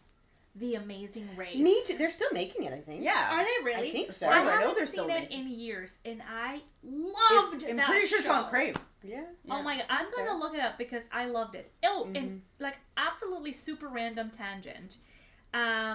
Speaking of game shows, my partner Gerbo goes to a gym close to our house. that's just like a teeny tiny gym run by one guy, and then there's like another personal trainer that also uses the gym, and that personal trainer, Andre, is often there when Gerbo goes, and so they've become friends. This huge buff guy is the sweetest person. I don't even know him, but just from like the stories from my partner, Andre is like ginormous and super buff, but he's also really into nutrition, so he shares nutrition like based recipes on Instagram. And he likes to draw, and he likes to cosplay, so he cosplays and goes to the Ottawa Comic-Con and Oh my cosplay. God, I love it! He's just really the sweetest guy all around. And fun trivia, it turns out Andre was in the first 4 episodes of the Great Canadian Bake Off latest season. What? So He competed? I cannot wait to watch Bake Off That's Canada awesome! to see Andre, because he's like literally down the street pumping, and he's That is also like so making nice. his cakes. I'm so excited for him, and if he was only in a few episodes, it means he didn't win, obviously. But I'm That's so okay. happy for him. That's such a nice I'm like, that's our experience. neighbor. Yeah. Can I have Andre's number? Yeah, same. He's so sweet. Oh my god! But and how do you- I've So seen his funny. in his Instagram. I forget what it is, but he's like a really good looking guy. I don't want to Is he generalize, single? but I I have, don't know. I'm not, actually. like, I don't want to generalize, but I have noticed that a lot of times those really big, mean looking, or not Buff mean looking, guys. like buff guys tend to be the sweetest, most wonderful people. To this day, I will remember the story of going to the bike dump. This was like, oh my God, like 18 years ago. Like I'm dating myself, and I was looking for a bike, and one of the owners or employees, I don't know if it's the owner of the employee, this huge ass guy who looks like he could own, like he could be a motorcycle gang leader, like leather If he wanted jacket, to. like the bandana with the back, like he looks with a huge ass beard. Looks scary. Looks a little like, I'm a little like, okay. He's a sweetheart. And no. He comes up to me, opens his pocket, like and he has a kitten. He has a kitten lying in there, and he's like, "Look at my little baby," and I'm like, "Oh my God!" And I freaked out, like whatever fear I thought I had eliminated. I just melted, and I was like, "She's the cutest thing I've ever seen." And then I bought like 5 bikes, but like I'm exaggerating. Okay, pause, because one of my favorite tropes ever is big guy, little creature. Right? Yep. Like I melted. The combo? I melted so hard. He's like super. I think he did it because he probably wanted me to feel like, because I was alone and like he probably wanted me to feel okay. So he's just like, look at the kitten I got. I'm like, oh my God. Give me the kitten. No, it was his this kitten, is but also why I it was love so sweet. The Mandalorian. Mm-hmm. Big guy, little creature. Yeah, that's true. want to see the baby. It's One of my so favorite true, bonus though. tips. It's like, yeah, it's just there's So something about good. a big guy taking care of something small that just Yeah, makes you big like, guy, little creature. like I'm not Such a gonna lie. good When trope. I see my partner, Especially when it's reluctant too.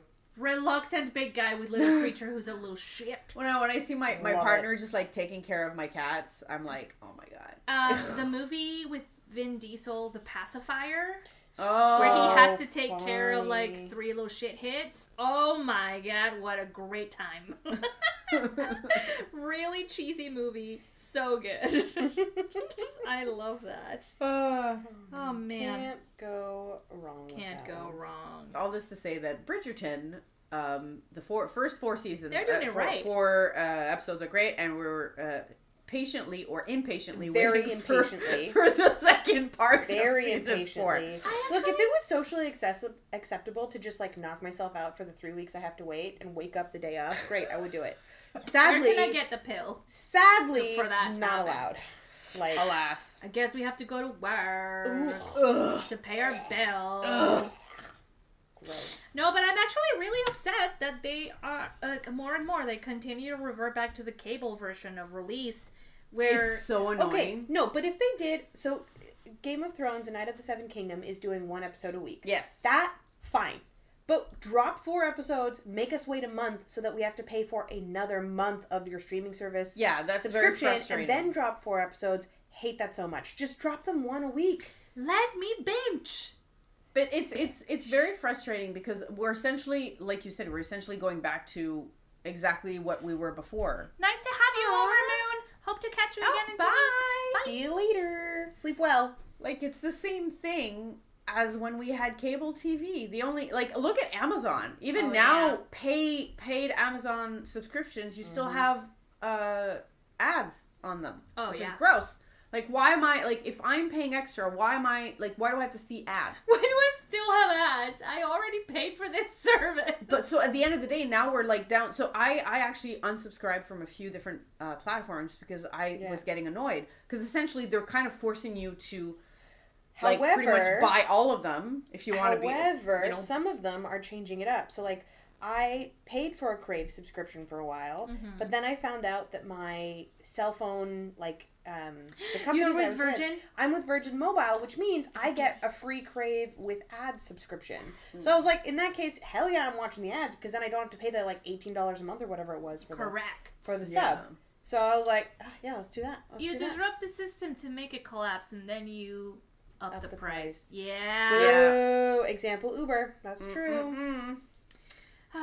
Unfortunately, in the case of Uber, it is still often less expensive to take an Uber than to take the train, which like is public transportation, bananas. Which is crazy. It's crazy. I think we have one of the most expensive transit systems for a G10 capital city.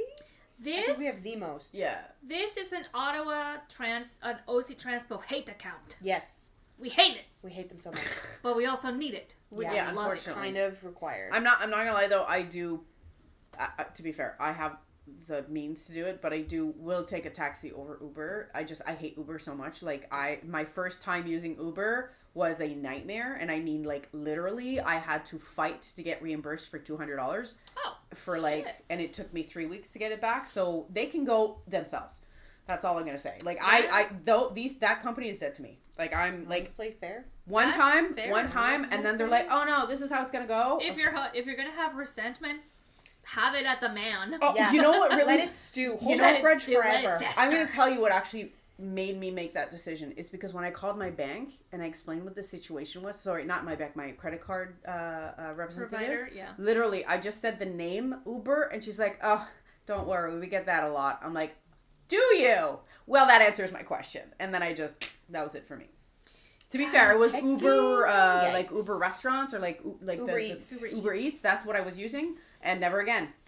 I use Uber Eats all the time, and I take the cars, and I've been fortunate to not have had any issues myself, but I am cautious, about how much money I am putting into that system. Unfortunately, it is currently the cheapest one. Yeah. Yeah. Which is bananas, because like, how is it that it costs $20 to drive 6 kilometers in an Uber, and in a taxi it costs $30 to drive 6 kilometers? The same 6 kilometers. 15 minutes, and I'm paying $20 in a car. Mm-hmm. Then I'm expected to tip on top of that? Yeah. I don't think so. But don't you have to tip Uber as well? Yeah. No. Yeah, you can. It prompts you to. You don't have to. You can, but I don't. No. So it's bananas. I don't know. I get that the system is not perfect, the taxi or the train or whatever, but to me, I'm very much, I have to admit, I'm one of those people where if like a company has irked me, they're dead to me. I never look at them. You do hold a grudge. When it comes to companies, I hold a grudge. I hope that I get to that level. Because like to this day, Joe Fresh, I don't want anything to do with that company. Like, I will die on that hill. And it's been years. I am too forgetful to hold a grudge. I can't do it. I can't do it. Yes, tipping culture in general, and it's gotten so bad post-COVID. It has. Dude, I popped into, where was it? I was getting a bubble tea in, I think it was like on Bank Street or something. I was like running an errand, and I was like, oh, I have time before the bus comes. I'll grab a bubble tea. And I ordered from the like kiosk, not from a person. I ordered from the touch screen, and it came out, and it was like, this is your total. How much would you like to tip? And I'm like, tip? I haven't interacted with anybody. Nobody served Am I tipping me. the computer? Anyway, So it's I'm bananas. It's like so now I'm actually overdone. one of those people where I take my time, and sometimes if I see that like they start at 18 or 20%, I actually go for other amount, and then I go back to 15. I don't care. To me, if I already have to pay, because here's my reasoning: if I already have to pay more money, base money before the 15% or whatever amount you're putting, then that 15% is more than what it used to be. Mm-hmm. Yeah. So unless I've had exceptional service, which I've had before, then obviously I will tip more. But my base is 100% 15%. I will I sign don't care. every single petition out there to raise the minimum wage. 100%. I 100%. will advocate, because really at the end of the day, tipping culture just perpetuates not raising minimum wage and not paying people a livable wage. And the tips very often don't 100% go to the servers. Yeah. No. Yep. The business keeps the tips. Yeah. Come on, man. There's a Chinese restaurant in our neighborhood. Yeah, they that, don't always pay it out to the staff. Yeah. Anyway. There's a Chinese restaurant, not in our neighborhood, but like close by, that for a long time had their own delivery that you could do outside of Uber. You didn't have to go through Uber Eats to get it. And I would always like pay for the order online on my credit card, but then tip in cash when they arrived, because they weren't going through Uber, right? Like they were doing delivery because they wanted to make sure that you got the food hot and quickly. Yeah, sure. And that was awesome, and I always tipped them. And I remember one time I didn't have cash, but I tried to tip on the website, and they were like, no, like you don't need to tip us. This is literally our job. And I was like, oh, thank you. That's such a nice... It's just, it's for me, it's not even the restaurant. It's the fact that we're starting to see tipping in everything. Mm-hmm. Like, you go to any place now, and there's, like, why do I need to tip for services that have nothing to do with... I went to the pharmacy, and I paid my, like, 20% or whatever not covered by insurance for a prescription I was picking up, and it prompted me to tip at the pharmacy. Are you kidding me? This is literally what I need to survive. I'm not tipping you on it. I was like, Jesus what? Christ, this is insane. And I asked the pharmacist about this. I was like, is this expected? He's like, the machines just automatically do it. He's like, we can't turn off the prompt anymore. This is so stupid. And I'm like, Alex wow, says, my that's... friend bought a matcha latte at the Equator, and with tax and tip, it was $12? Oh my god. For a latte? This is insane. Stop. And it sucks that it's in the machine. They can't even turn it off. Yeah. So I'm sorry, but but that makes sense. That's Why not like right. there's places where I've gone to before, and like they go to give me the machine, but they're like clicking the like red X button like 3 or 4 times before they give me the machine. And what I'm wondering is if they're just like skipping past the tip thing, so that they don't ask you, so that they just give me the cost of whatever it is that I'm purchasing. Yeah. But it's maybe like, they wow. are. Wow. Yeah. Maybe they are. Anyway, that was bananas. But The pharmacy- sometimes you really have cray-cray. Sometimes you have good That's Cuckoo Puffs. good tipping or good tipping stories or like good, like I was in a taxi once, and so this is a bit of a so I was on my way to see somebody, and I was crossing the bridge. This is walking on foot, and I had a very scary encounter with a man that I did not appreciate. So I kind of like panicked, and I just, like went back the way I was going, and then I just called for a taxi. And then while I was on the phone with the person I was meeting while this was happening, because I needed to be calmed down. And then I got in the taxi, and then I kind of like said the story while I was on the phone with the person I was meeting, and the taxi driver heard the whole thing, and I was like, I'm safe now, I'm in the taxi. When I got to my location, which to be fair was pretty far by taxi standards, not only did he not want me to tip, like he didn't want me to tip, he actually didn't charge me. He says, like, it sounds like you had a really shitty day. I was like, thank That's you so nice. much. Like, you have no idea how, like, it was not a good encounter. I was like terrified. Oh my god. There's still good but it was like people out there are good people out there, and this is the second. I think I stay with taxi drivers because of this. Because when I was a kid, I Oh, also you did hold that. grudges Yeah. both ways. Both ways. Because like when I was like in high grudges school, and pledges, you know. in high school, She's like, I'm pledging my loyalty to this service forevermore. like pledge I am a allegiance. very I'm very loyal. Like Yes. when I was in high school, I actually remember missing the bus to go to high school, and I was distraught because I had an exam and I was a straight A student. So I was like, I am not missing this exam. So I got on a taxi and I grabbed my mom's, I think it was a $20, like emergency $20, because she was already gone for work. So I grabbed my $20, get in, and the school and my house were very far from each other. There's no way 20 would have covered it, but I'm an idiot. I'm young. I don't know. So I'm looking at the counter and I'm freaking out like it's going to go past 20. I won't be able to pay. And I'm literally like having a freaking meltdown. And I'm like 14. Yeah. We get to the school and the taxi driver's like, you don't have to pay me anything. And I was like, no, take the 20. He's like, no, it's fine. I'm like, please take the 20. And he's like, no. So he ended up like, and I was like, thank you so much. And like, I have to admit. Did you make it to your exam? I did make it to my exam. Actually, I actually got there before the bus.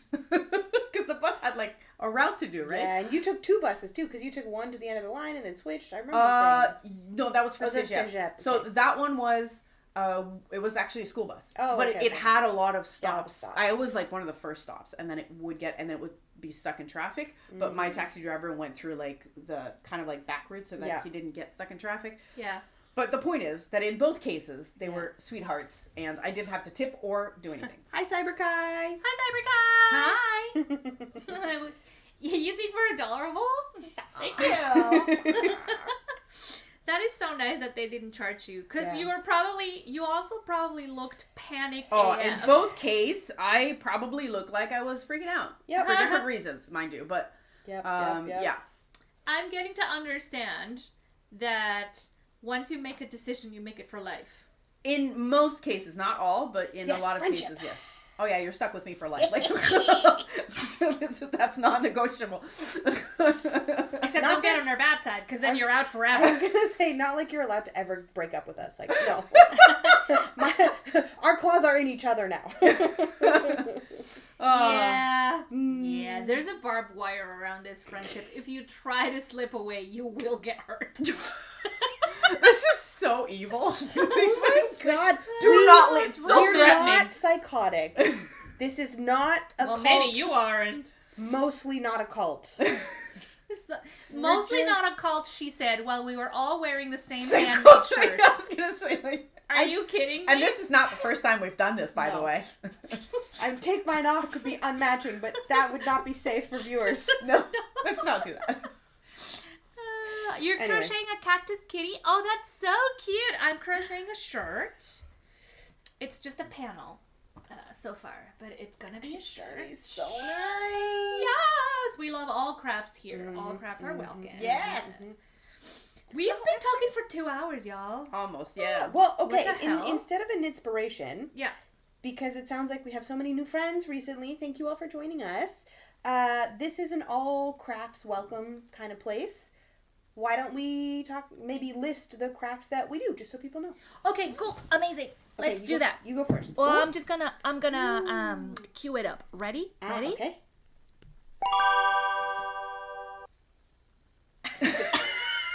You like that? I made it in Canva. Not the jingle. The jingle we paid someone for, but the animatronic she made in Canva. That's so funny. Allie, Love why it don't so you much. go for which crafts do you Okay. do? So, my primary fiber craft would be knitting, but I also very actively embroider, and I'm just getting into spinning more regularly, which I absolutely love.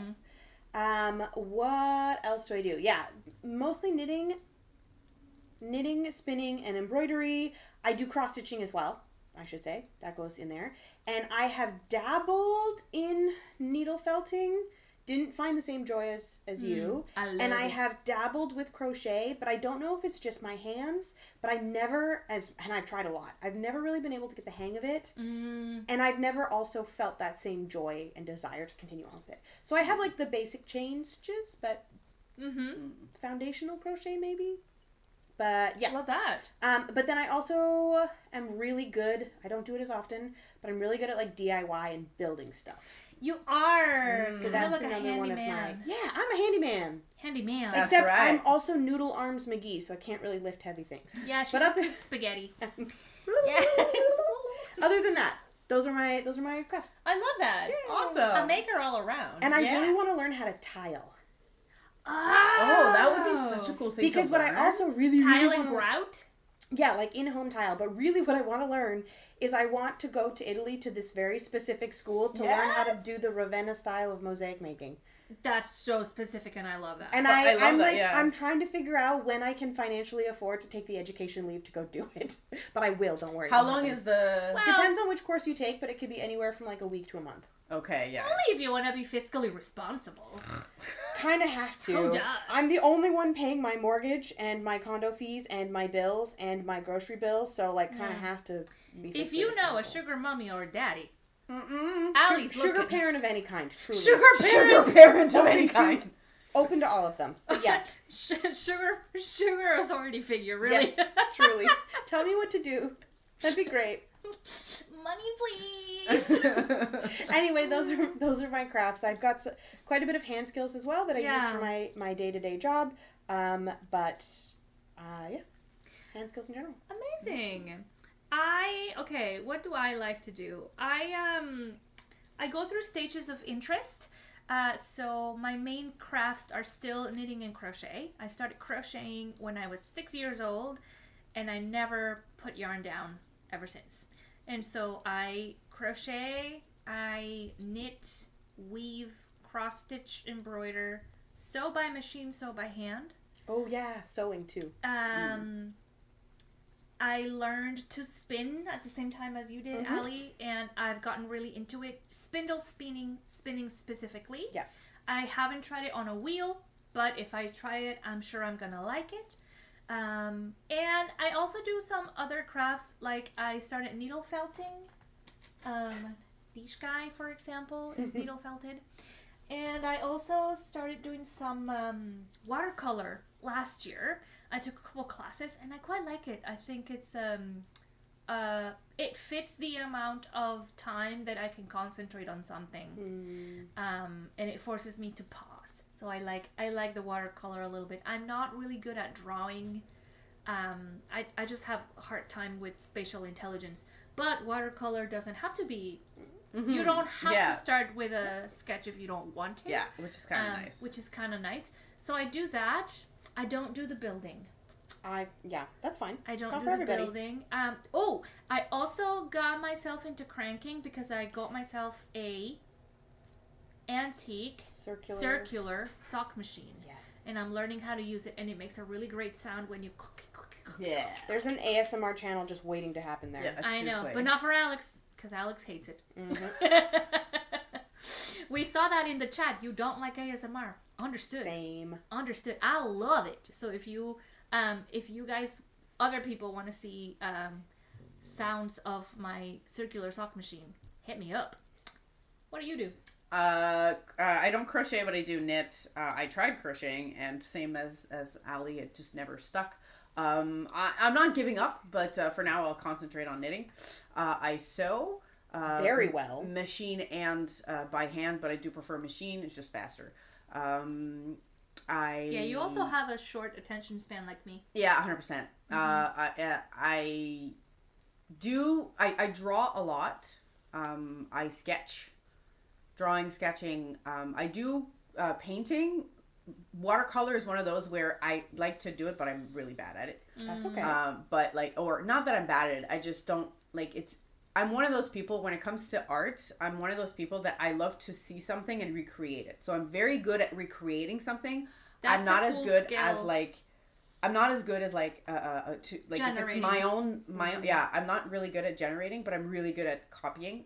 Which I get is it's a talent, I guess. And I enjoy doing that. For me it's more like for the sake of just like relaxation and that kind of stuff. Yeah, same. I think that's pretty much it for me. I mean, it's not really crafting, but I'm a gardener. Oh, yeah. Oh, that is a craft. That is a I craft. grow my own vegetables. and vegetables for us too, because oftentimes in the summer you'll show up with a lettuce and you'll be like, I had 7. I got lettuce. It's like, listen, you think? We're trying to make some right now in the house. Oh, right, so the chances are, if it works well, I will have lettuce for everybody. So hydroponic system. yeah, we have a hydroponic system, so we're trying to start our your seedlings and seedlings things? inside the house so that we're ready to plant them. But yeah, I love gardening. There's something wonderful about digging in the dirt. I love it so much. I think I enjoy it the most because when I was a kid, my mom had a garden and I would go in and steal carrots. And carrots, to this day, the reason I started gardening as an adult is to eat carrots fresh from the garden, because there is nothing Like that Bugs tastes Bunny. the same. Nyah, nyah, nyah, nyah. No, I'm serious. Like, you cannot find, like, the stores, it will never taste the same as, I like, do, just a fresh I do carrot. agree with that. Yeah, carrots that are coming straight from the garden, because you pick them when they're already at full maturity, they're sweeter. They're so good. Oh So my god. good. It's just like, and then there's like, you're so eager, you just grab it, you just like remove as much dirt as you can. You're like, I don't care if there's dirt on it. I'll eat it. Like, I don't care. Yeah. And it's so good. Well, now I'm feeling inspired to do a lot more crafts. Yeah. Did I miss any? I feel like I do a lot more. Yeah, like, I I'm not... forgot to mention that I tried pottery, loved it, would love to get back Oh, into it. yeah. You did. You know what I would loved like you to it. make me? What? We can have like an art exchange if you want something Ooh, from me. intriguing. I would like a little container for matches that has like a plate around it, so I can put the spent match. You know what I mean? Cool. Yeah. Yeah. Yeah. Oh, I should just sign up for another class. Where did you take your? I took it at the Hindenburg Pottery. Yeah. Yeah, I that's took not their too far from intro here, to Wellington. spin the wheel. Mhm. I loved it. I hate having dirty hands, so it was a mental war between the feeling of the clay being on my hands and doing the thing. But I made things, so clearly I won that war. But it was great. Would love to go back. I just remember I also do knoll bending. Oh yeah. I do. I learned from a woman in Toronto. I believe her name's Miriam Tapper. And I'm really excited for Sally Pointer's knoll bending book that's coming out. So I have to email the local bookshop to see if they're going to have it, because Well, they should be able to order. it's on it, pre-sale won't it? right now. Yeah. Knoll bending's really interesting because it gives me like Bronze Age vibes, you know? Yeah. It's a predecessor of knitting and crochet. Yep. And it's really high stakes because if you make a mistake, you can't undo it. If you pull the yarn, it just makes a knot. Very high stakes. But I like the thrill. Spoken like a true ADHDer. Absolutely, yeah. Cannot be stopped. Yeah. But you know what can be stopped is this stream, because we've been going on for 2 hours, and yeah. that's a bit much. No, it's not. Well, it's But pretty it's much about what our we- maximum. Yeah. But it is about the maximum we can stay here live without having to stop for a snack, which I'm going to immediately do. Yeah. I think I'm going to go to Suzy Q's and get a donut. Not sponsored. Not sponsored. I just really Not love their sponsored. donuts. It's just a really good donut. Just really good donuts. I have to go get groceries anyway, so it's on the way. Oh no. Oh no, the So- sacrifice. If you missed the first half, go back, because we have really unimportant conversations about really mundane topics. I'm sure you will love it.